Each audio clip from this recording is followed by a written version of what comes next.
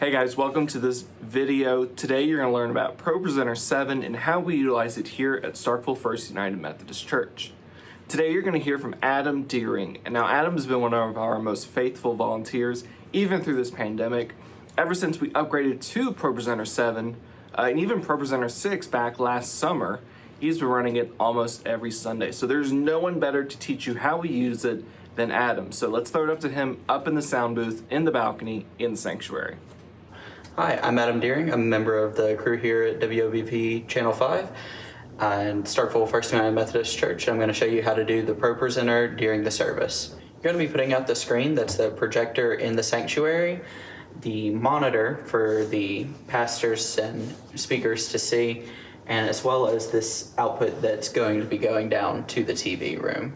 So the first thing you're going to want to do, when you start, you want to take your bulletin that will be printed out for you and go through each item that might be unique to that service. So for example, the affirmation of faith is going to be the same every week. You won't have to check that, but the call to worship will be different. Go through, make sure that there's no typos between what's listed on the slides. If you need to edit something, you can right click and then click edit slide and go through, say down needed to be spelled correctly or changed to up. Just change that. Of course it was correct already, so to get off of the edit screen, you'll want to go to the top left and click show. Then as service is getting closer to getting started, you're going to want to make sure that you have everything set up for the team downstairs and the projector in the service. So you're going to want to click on the top slide here in announcements. This monitor here is the feed that we're sending down to the TV station. Now the camera feed itself is coming from camera that's controlled downstairs, so you don't really worry about this. The bottom half here, or bottom third, will show what you're sending down. So for example, during the call to worship, the words that you have on your screen, this is what you're sending down to them. Now during the service that's being recorded for early service, you're going to want to keep it mostly on this projector and TV. That's what sets up the lower third. If you were to go to same to both, it would have this, which is what you would be showing on the projector. You'll also want to make sure that you're set up, if you go to the top here, screens, and then the second option, live, should be set to same to both. And you'll want to come over here on the right side of the screen and double click piano music. That way that when the service is getting started, they'll have a backing track to go for until everything gets going.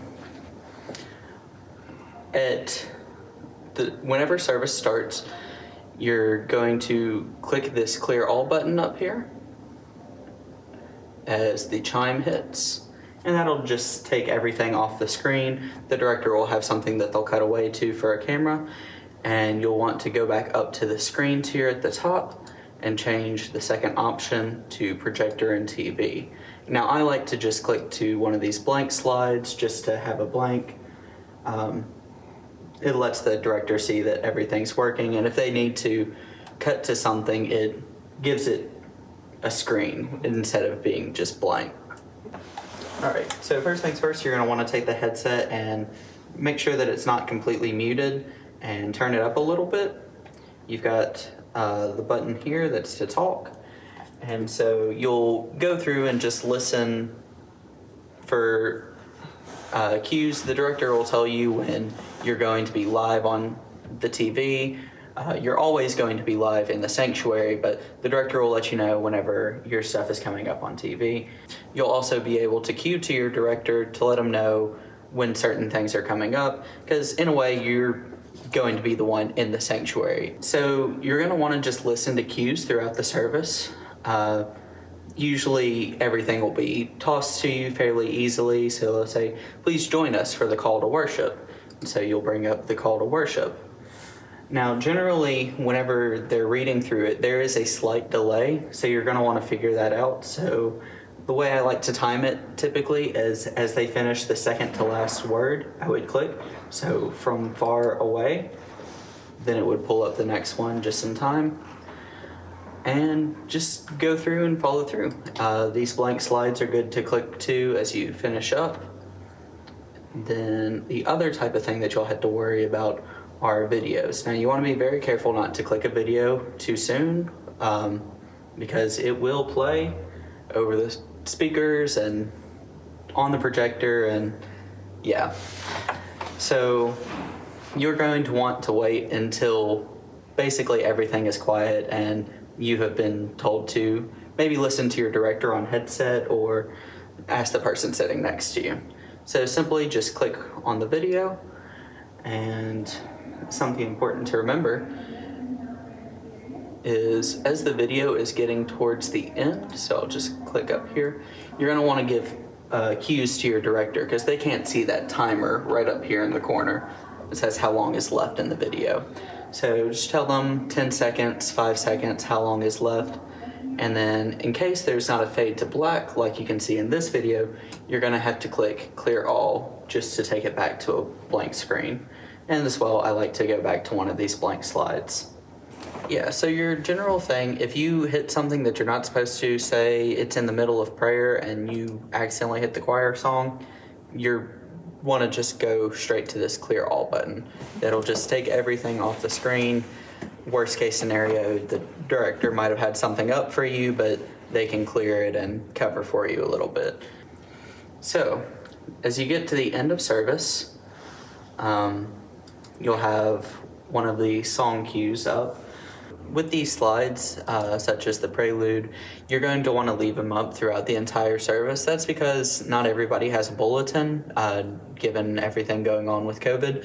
So you just want to leave it up. That way, if anybody just wants to know what song it is or the name of the person playing it, it's just conveniently up on the screen for them to see while it's playing. As soon as it's over, you can go ahead and pull it off the screen though. But for the end of the service, you're going to want to go ahead and make sure that you're muted first in this sanctuary, and then turn on the piano music. That way, as the service ends, they can bring back in the piano music for those watching at home. So the big things to remember when doing this is just keep in mind that delay. It's always going to be there. So just really try to figure it out. I like to use the call to worship just to try to get a nice figure of how it's going to work. Like I said, usually you're going to go around time you get to the second to last word, just because, as you can see, I click, then it changes slides. So just really try to figure that out.